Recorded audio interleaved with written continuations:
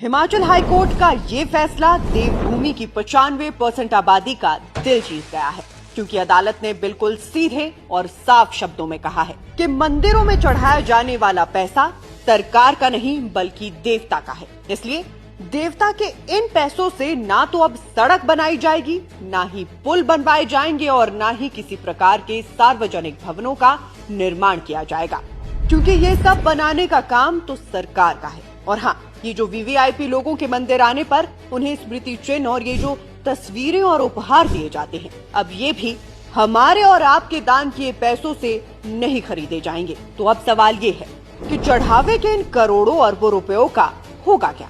खबरों का पंचनामा में आज हम यही पता लगाएंगे। तो जैसा कि आपको पता ही होगा, पहले जयराम सरकार ने और अब सुक्खू सरकार ने प्रदेश के मंदिरों से पैसे मांगे। किसी ने गौशाला चलाने के लिए मांगे तो किसी ने योजना। मगर अब हिमाचल हाईकोर्ट ने साफ कहा है कि धर्म का पैसा अब धर्म के ही काम आएगा और ये संस्कृति और समाज के असली कल्याण में खर्च होगा। अदालत ने आदेश दिया है कि दान की रकम वेदों, उपनिषदों और योग की शिक्षा के प्रचार प्रसार में लगाई जाए। इससे गुरुकुलों की स्थापना होगी, जहां बच्चे धर्म और अध्यात्म की शिक्षा ग्रहण करेंगे। दान राशि से गौशालाएं बनाई जाएंगी, यज्ञशालाएं और हॉल तैयार होंगे, जहां नामकरण, उपनयन, विवाह जैसे संस्कार होंगे। वृद्धाश्रम, अनाथालय और अस्पतालों की मदद भी इसी धन से होगी। और सबसे जरूरी बात, अब मंदिरों को अपनी मंथली इनकम और एक्सपेंस की पूरी डिटेल हर महीने अपनी वेबसाइट पर पब्लिक करनी होगी।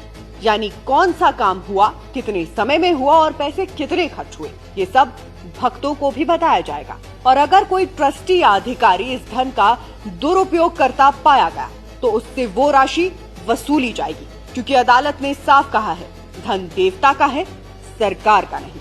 बाकी मेरी माने तो देवभूमि हिमाचल से निकला ये फैसला सिर्फ एक राज्य के लिए नहीं बल्कि पूरे देश के लिए एक मिसाल बन सकता है, क्योंकि मेरा मत तो यही कहता है, धर्म का पैसा धर्म के ही काम आना चाहिए।